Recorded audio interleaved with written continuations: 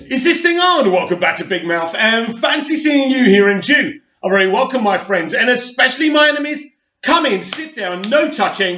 I don't do the touching. Are you feeling charitable? Then smash that subscribe button and that like button purely out of charity. And please do follow me on Twitter at Movies TV Man. Welcome to the dceu Extra, where we continue to examine Henry Cavill's future as Superman on the dceu. Now, we've been hearing differing reports for the past few days. It all kicked off with Deadline saying that he will reprise his role in cameos with a multiple variety of DCEU movies. I'm going to read you 3 articles, then I'm going to give you my opinion. So here we go. Let's go. So this is from Aaron Crouch from The Hollywood Reporter. This is what he has to say. It's not great listening if you're a fan of Henry's Superman or Zack Snyder's DCEU, but let's do this. The situation with Henry Cavill on Superman is complicated. Sources tell Heat Vision that Cavill is not in any negotiations for any cameo, and that the character is currently not in any written script. Not in Black Adam, not the Batman, not even in The Flash, which would be the most obvious project to insert the Kryptonian scene, as the film deals with both time travel and alternate Earth and could serve as an easy entry point. Right, I never foresaw Superman being in the Flashpoint movie, but I certainly do see Cyborg being in that movie, but we shall see. The key word in all of this is currently. There is, however, interest and ideas about the exploratory talks regarding what a Cavill appearance might look like. But remember, in Hollywood, anything goes. Cavill as Superman was to have made a cameo appearance in 2019 Shazam. But when talks got too complicated, the scene was shot with just a Man of Steel's torso. This week also brought more news about Snyder Cut amid the launch of HBO Max, the streaming service on which Zack Snyder's new version of Justice League is slated to appear. Though sources told us last week that the cut could cost as much as $30 million, Warner Media Chairman Bob Greenblatt acknowledges it will likely go much higher. Right, we don't need to talk about that. We're here to talk about Henry. That's old news. We know that Zack Snyder's Justice League is very expensive, and I've already said this before. They didn't spend 6 months negotiating with unions to do the movie. He's going to do his scary idea. It's going to take time, it's going to cost money, and it's going to be a great project once it's executed. And we can all see it on HBO Max. So Aaron says that Henry Cavill's situation is very complicated. And I agree with that. Listen, I have an opinion I've already stated on today's DCEU Daily, which I'm going to reiterate. But first we're going to read the other 2 articles. So this is from our old friend Scott Mendelson. I don't always agree with Scott, but he has an opinion about the news that Henry Cavill could be like the Hulk in the Marvel Cinematic Universe, cameoing in film to film, but not getting his own movie. How Henry Cavill's Superman became DC Films' version of Marvel's Hulk, by Scott Mendelson. Superman and Hulk both struck out with 2 attempts at a solo franchise. Henry Cavill's Man of Steel may be like Mark Ruffalo's Hulk, most useful as a crowd-pleasing supporting player. According to The Wrap and other trades, Henry Cavill is in negotiations to return to DC Films. Cavill has played Superman 3 times, a starring role in Man of Steel, a co-starring role in Batman v Superman Dawn of Justice, and a glorified cameo in Justice League. Reports allege the negotiations are not for reshoots for Zack Snyder's cut of Justice League or a standalone Man of Steel 2. If this is all to be believed, it would appear Warner Brothers is attempting to turn Superman into a high-powered added value element, no longer responsible for justifying his own movie, but offering crowd-pleasing support to other DC superheroes. If that sounds familiar, it's because that's what Marvel eventually did with the Hulk, after 2 failed solo movies. In 2003, Universal distributed Ang Lee's ambitious and introspective Hulk, starring Eric Bana as Bruce Banner and Jennifer Connelly as Betty Ross. While the first Super Bowl teaser earned some displeasure over its comparatively cartoony effects, interest ran high right up until its June 17, 2003 release date. The film earned mixed reviews, and it opened with a $62 million Friday-Sunday debut, which was a record for the month of June. Alas, mixed word of mouth over the film's character drama over action focus art house sensibilities, and whether it was actually a good movie. I still admire it, so do I, Scott. More than I enjoy it too. Led to then a massive 69.7% second weekend plunge, earning just 18 million and eventually finishing with just 132 million domestic and 245 million worldwide on a 137 million budget. Cut to 5 years later as Universal and Marvel would release another Bruce Banner flick, this time starring Edward Norton as Banner, and with a narrative that A, dealt with the origin story in opening credits, and B, was considered the second chapter in the Marvel Cinematic Universe, despite opening a month after Iron Man's massive 102 million launch, the second best opening ever for a non-sequel at the time. Incredible Hulk was ill-received with mixed reviews and an audience that didn't find the idea of a more conventional and mainstream Hulk movie that much more enticing than the art house one. Cue a 55 million opening, a 60% second weekend drop, and 135 million domestic and 265 million global, cum on 150 million budget. In 2006, Warner Brothers would spend around 260 million counting previously developed Superman movies that never took flight on Bryan Singer's melancholy Superman Returns, arriving just a year after Christopher Nolan's Batman Begins. The Brandon Routh vehicle told the tale of Clark Kent having returned from a 5-year journey to the remains of his home planet, only to find that the world had moved on. In its absence, the film opened to mixed positive reviews and a 53 million Friday, Sunday, 108 million Wednesday, Tuesday, Independence Day weekend debut, with some critics and many audiences either outright disliking the action-light and inconsistently toned superhero drama or respecting it more than enjoying it. 200 million domestic and 391 million worldwide, along with a mixed reception, meant that there would be no sequel. But originally, there was going to be a sequel, and Bryan Singer did confirm that. But when the Writers Guild went on strike, Warner Brothers had a rethink, and it wasn't happening. The sequel was going to be called Superman, Man of Steel. Sound familiar? This was going to be a tale of Superman welcoming an alien stranger. This alien stranger was going to be Brainiac. Brainiac would question Superman. Why haven't you conquered this world? Why are you living among it? All of a sudden, when they come to blows over their ideologies, there's going to be a big battle. And Superman's son Jason was brought into this battle.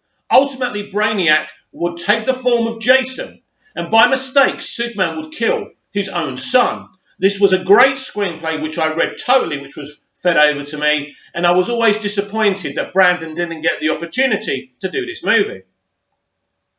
Cut to 7 years later, when Warner Bros. Would team up producer Chris Nolan, fresh off his Dark Knight trilogy, screenwriter David Goyer, and director Zack Snyder for A Man of Steel, starring Henry Cavill. The more mainstream origin story would offer a grandiose scale and superpowered action many felt was missing from Superman Returns. With strong trailers and solid buzz, Man of Steel opened with 128 million, a record for June and the second biggest non-sequel launch at the time. Alas, it would earn mixed reviews for its tonal issues, as well as much hand-wringing controversy over its carnage, filled battle sequences whereby Superman would save the world, but not hundreds of thousands of civilians caught in the crossfire. It would earn 291 million domestic and 668 million worldwide. We can debate whether the grosses of Man of Steel meant that Superman couldn't carry his own solo superhero weight, but A, both Man of Steel and Superman Returns had lousy legs, and B, there's a case to be made that Superman is a character. Likely, relatively speaking, Tarzan, King Kong, Arthur, or Han Solo that everyone has heard of, but not everyone wants to see headline a big-budget action-adventure film. I couldn't disagree more on Superman. He is the daddy of superheroes, and do him properly, people will come in and you can make $2 billion out of this character. Right.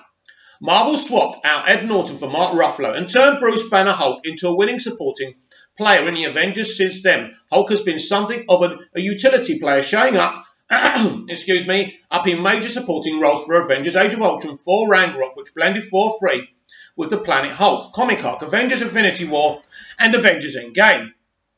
And in truth, Ragnarok was a success because of the Hulk. This breaks down the myth that the Hulk can't be successful in his own movie. A lot of people see Thor Ragnarok actually as a Hulk movie, and that's why many were motivated to go and see it. Many more wasn't motivated to see Thor or Thor 2. Interesting. To a certain extent, that's what happened with Cavill's Superman. He was forced to share the spotlight with Ben Affleck's Batman in Dawn of Justice, 330 million domestic and 837 million worldwide, but from 166 million domestic and 424 million worldwide launch. However, once he came back to life and found his happy place, Cavill's Superman was a winning heroic figure in Justice League, who, like Ruffalo's Hulk, smashing his way through Loki's invading army, was a crowd-pleasing addition when allowed to point that power and strength toward targets that absolutely deserved whopping Superman as a character. So he likes Superman in Justice League. Interesting. Especially after 2 disappointing reboots and 42 years after Superman, the movie no longer justifies a standalone blockbuster. I don't agree, Scott. He can certainly lend a hand around the DC Films universe. Patty Jenkins' Wonder Woman 84 is already finished, as is give or take standard reshoots or release dates for James Gunn's The Suicide Squad, while Matt Reeves' The Batman needs no Superman cameo. So if this all comes to pass, and one might speculate Superman may show up in Shazam 2 and or Dwayne Johnson's Black Adam, which makes sense as both properties could use an added value element. Shazam was a critically acclaimed hit, even if it got kneecapped by Avengers Endgame in its 4th weekend and never recovered, but 366 million on a 90 million budget means room to grow. While Shazam has the elements for spawning a potential breakout sequel, it wouldn't hurt to have Superman give some life lessons to Zachary Levi, an Asher Angels team superhero.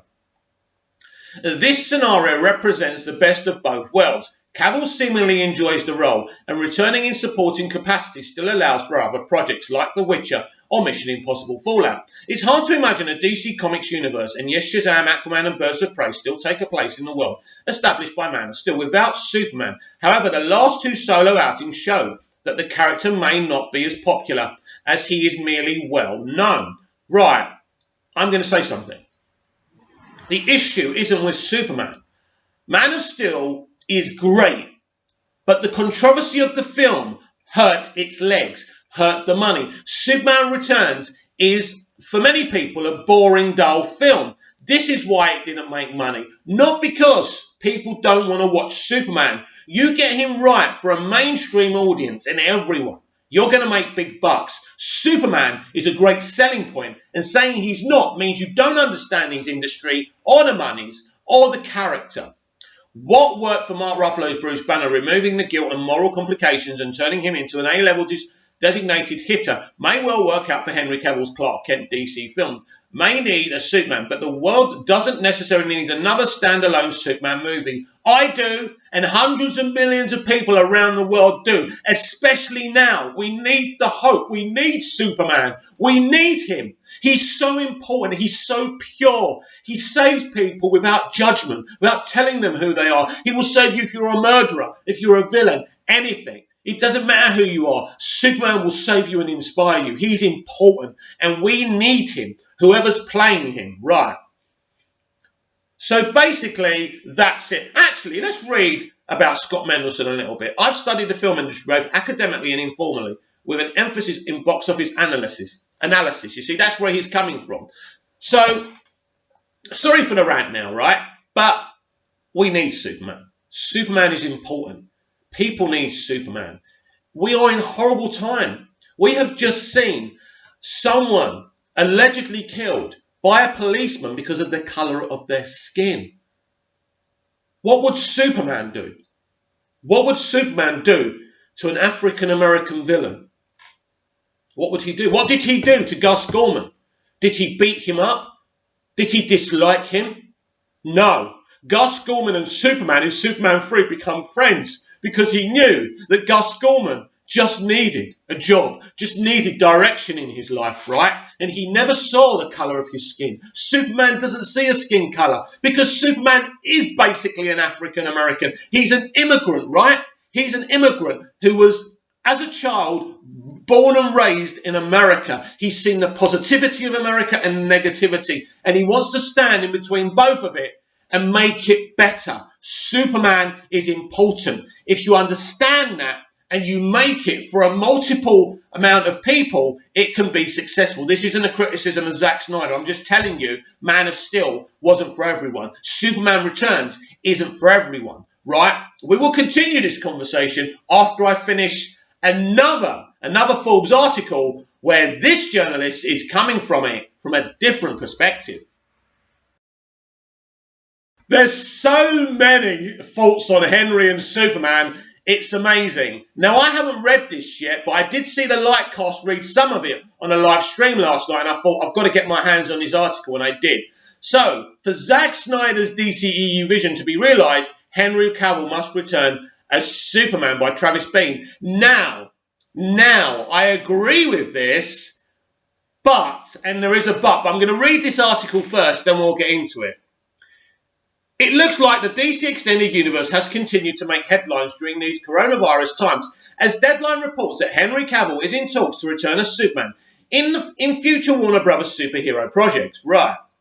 Which is interesting news because, as Deadline notes, there are no current plans for a sequel to Man of Steel. No, we've discussed that because there already is a sequel to Man of Steel, but we are talking about a standalone movie for Henry Cavill's Superman. Again, I've already discussed this on the DCEU Daily, but I'm going to kind of broaden the subject and the conversation. That means Superman would only return to the DCEU in cameo, or bits in movies like Black Adam or Aquaman 2, which, as Scott Mendelson points out, would liken Superman's role in the DCEU to Hulk's role in the Marvel Cinematic Universe. No standalone movies, just supporting roles in other superhero movies. At first, that news might be a bit upsetting for fans of DC, because while those fans are undoubtedly happy that their big movie star is returning to the DCEU, the fact that Cavill's role will be lessened is strange. Absolutely. But given the latest movement from Warner Brothers regarding the DCEU, this isn't necessarily a bad thing. In fact, it could be the key to reviving Zack Snyder's fabled vision for the DC Extended Universe.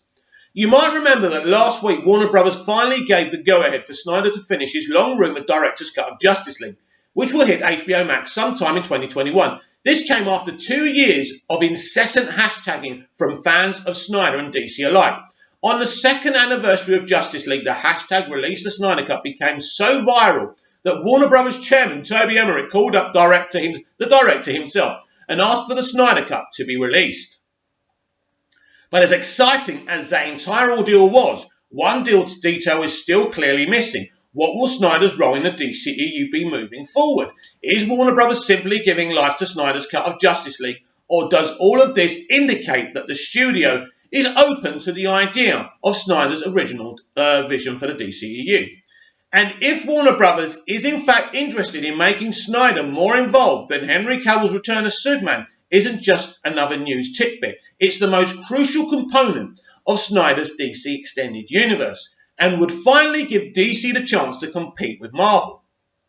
Don't get me wrong, I would love another solo Superman movie starring Henry Cavill, but based on the overarching storyline Snyder intended for the cinematic universe, I don't think it's super essential at the moment to guarantee Cavill his own standalone sequel, because Superman served as much more than a character in Snyder's world. Superman was a symbol of representation of humanity that carried from film to film. Absolutely. I'm about to embark on a very long explanation of exactly what I mean by that, so please bear with me on this one. Originally, Snyder had outlined a 5-movie arc for the DCEU that featured Superman as the driving force. Yes, that 5-movie outline started with Man of Steel that carried into Batman v Superman: Dawn of Justice. It was meant to be closed out with a Justice League trilogy. Yes. Man of Steel introduced Superman to the world in 2013, except he was not just some guy named Superman. He was an immortal amongst men. In Snyder's realm, Superman was an undeniable, indestructible, otherworldly entity. He was, if we're just going to get to the point here, a manifestation of God. But we limit Snyder's commentary when we limit God to a likeness of man. Superman is, metaphorically speaking, the threat of the unknown. He is the idea that there is a higher power than ourselves, that we ultimately do not decide our own fates. As opposed to creator think of God. In Snyder's universe, as the source of creation itself, God doesn't have to be a physical being. Instead, imagine God as a reflection of the state of the world and the energy, and you put into that world goodness will prevail if you believe in the goodness of God. Thus, Superman, God, comes to represent the state of humanity. General Zod then is the contrast to Superman's idealism and belief in humanity. So when he battles Zod and his crew, Superman isn't just battling Kryptonians. Superman is battling the pessimism, the brutality, and the narcissism of mankind. You have developed a sense of morality, and we have not, which gives us an evolutionary advantage. Faora tells Superman as she beats him, this is brilliant, if history has taught us anything, it's that evolution always wins. I love that dialogue, and she does it so well. Except Superman does win, and thus so does the goodness of man. If Superman is the manifestation of mankind's positive energy and morality, then it is the goodness of mankind that has put the world in a better place, and not some grand creator. A similar dynamic then plays out in Batman v Superman Dawn of Justice, except now we've gone from pure metaphor to intimate character journey. The Kryptonians' cruelness is now represented by two humans, Batman and Lex Luthor. So we go from purely spiritual commentary to a reflection of mankind's reality. Absolutely. In Batman v Superman, Superman still carries the meaning he had from the first film. If Superman can overcome a great evil, and if Superman is a reflection of man's embracement of a greater moral force, then Superman ultimately comes to represent meaning. The meaning we as individuals and as a society place on our existence and on humanity. Lex Luthor, on the other hand, is the other end of the spectrum. He despises meaning. He's in fact the meaninglessness personified as the nihilist. Lex's ego is threatened by this otherworldly force known as Superman that can evaporate Lex and the rest of humanity in the blink of an eye. Batman then is caught in the middle of those two spectrums. After losing his parents to a murderous robber, Batman went out to fight evil and force justice. When he looks out into the world, Batman doesn't first see goodness or morals, but instead ugliness and injustice that must be corrected. That sums Batman up.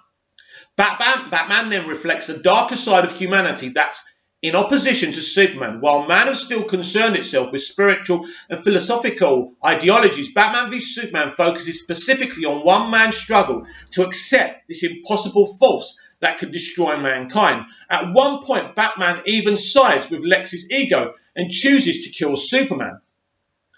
But everything changes when Superman utters Martha. When Batman learns that he and Superman share a mortal mother of the same name, it then reveals the humanity of Superman and the inhumanity of killing someone else. And that's when Batman makes the turns and vanquishes the ego of Lex. By siding with Superman, Batman chooses the greater good over himself, a crucial turning point as he becomes part of the Justice League. Well, he forms it, doesn't he? Which brings us to the film itself. Justice League, because of the story Snyder had built, the superheroes of the DC Extended Universe went from faceless superheroes to reflections of humanity because of the storyline Snyder had crafted. The Justice League team's fight wasn't a spectacle we all sat idly by and watched. We became an inherent part of that existential battle. And Superman's entire cinematic journey was the reason for that. So seemingly everything was in place for the grand DCEU vision from Snyder to be carried out, until Warner Bros. Ripped the first Justice League film from Snyder's grasp, leaving his vision in shambles. Suddenly Superman did not carry the weight he did in Man of Steel and Batman v Superman, which means the ideological journey Snyder had been crafting for two movies disappeared, leaving us with nothing more than a strangely paced film with no focus and uneven tone, not made any better by rewrites from Warner Bros. And reshoots from Joss Whedon. After that, Snyder exited the DCEU forever, or so we thought, and moved on to other projects. But then, as we saw last week, Warner Bros. Pivoted. The studio realised that the first for Snyder's cut for Justice League was more than rabid fandom. It was a downright movement, yes. On social media, people just weren't rooting for the underdog, but rooting for Snyder's original vision to be realised. So important, so emotional, right? Amazing. Sorry, it's very emotional. It means a lot to me. It's just a film, just a director, just Superman, but it's more than that to me. Superman's been in my heart and soul since I was a kid being bullied at school, you know, and wow, he means a hell of a lot to me. And to hear people say that he can't carry a film or he doesn't mean anything or he's just there to beat people up, you don't get it. You don't get what Superman means. Superman's been there, no matter who played him, all my life, when I was depressed, when I wanted to kill myself. And I could just see him picking me up, literally picking me up. If it wasn't for Superman, I wouldn't even be alive. And for all we know, that could still happen. Warner Brothers might go all in on Snyder's original outline for the DCEU, which makes Superman the most crucial component of the entire franchise. Because in Snyder's world, Superman won't just be a side character with random bit part in Shazam 2 or Black Adam or Aquaman 2. The existential meaning Superman carried during Man of Steel and Batman v Superman will then become part of Snyder's restored cut of Justice League. Absolutely, this is what we fought for. When that happens and that meaning Superman carries can then spill over into the rest of the DC Extended Universe.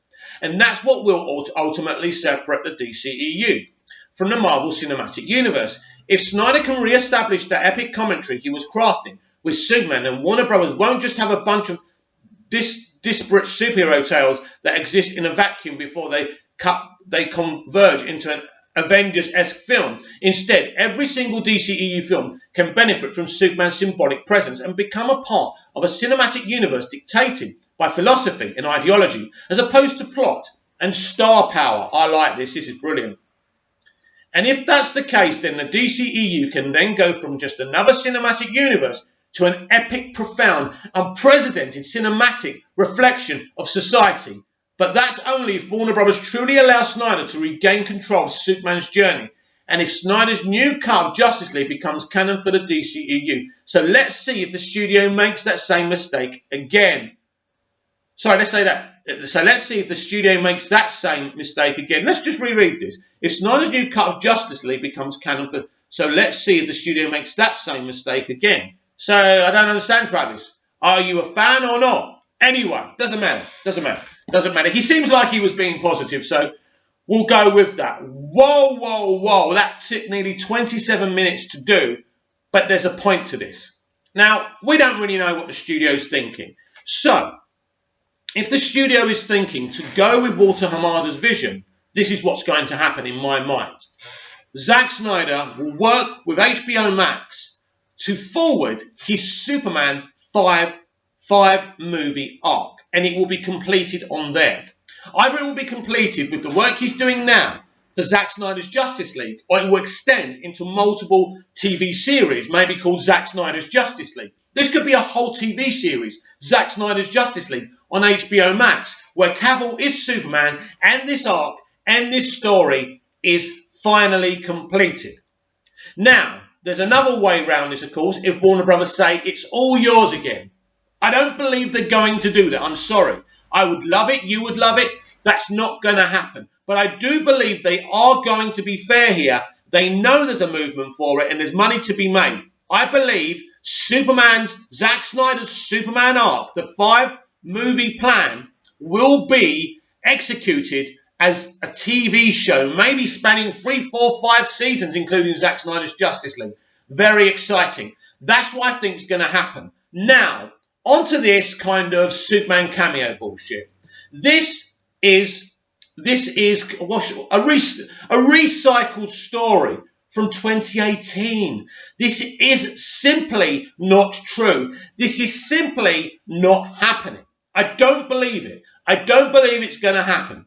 I don't believe it's true. I think it's bullshit, by the way, that Deadline and Variety came up with. So the cameos are not going to happen. I believe Zack will finish his arc with HBO Max. Henry will continue with Zack until that arc is finished, for however long it takes.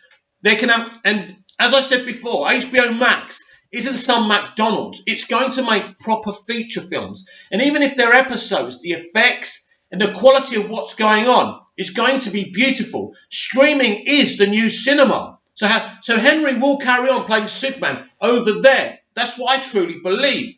But over here, one thing you cannot stop is J.J. Abrams' Superman. And I believe wholeheartedly he will cast a brand new Superman. And that, my friends, is what I believe is going to happen. Now, I know I'm repeating myself. I know I've already said this, but I found these 3 articles and I think they're very, very different. So when you go to the Hollywood Reporter, one where it says there's no plans for Man of Steel 2 because basically there's not a Man of Steel 2. That's Batman v Superman. But we've been talking and championing for a Man of Steel movie with Henry.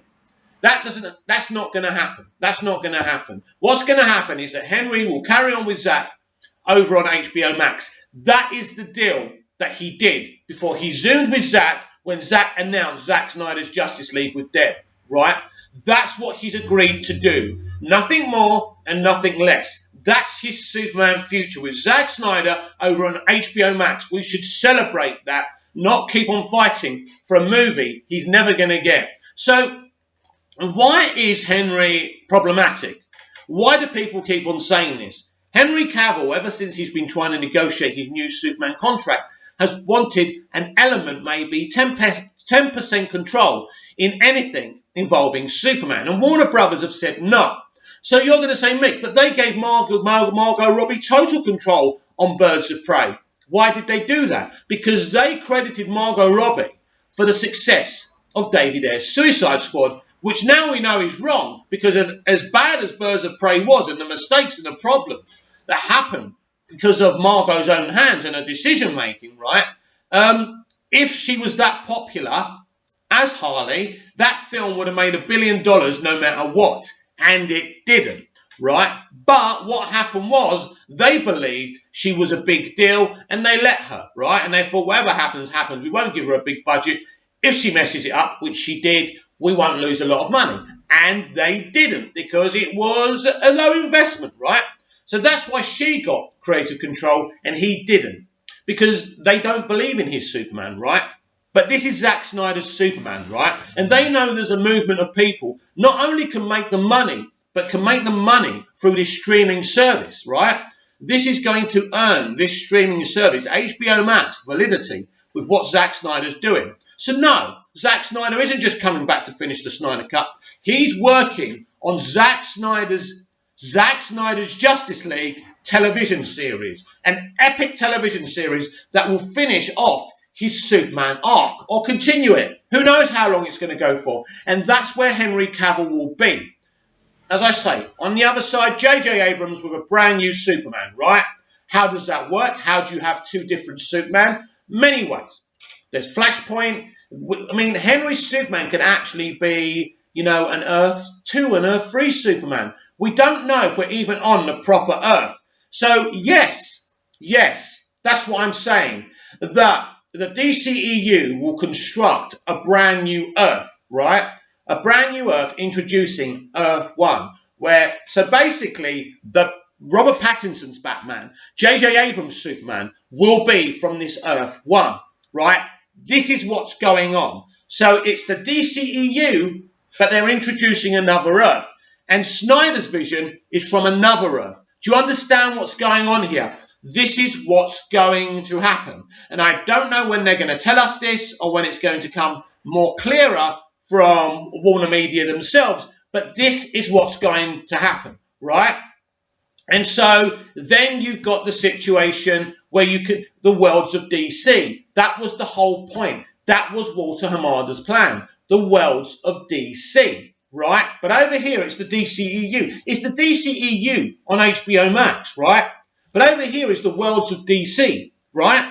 So the new J.J. Abrams' brand new Superman, Robert Pattinson's Batman, are part of that new world, right?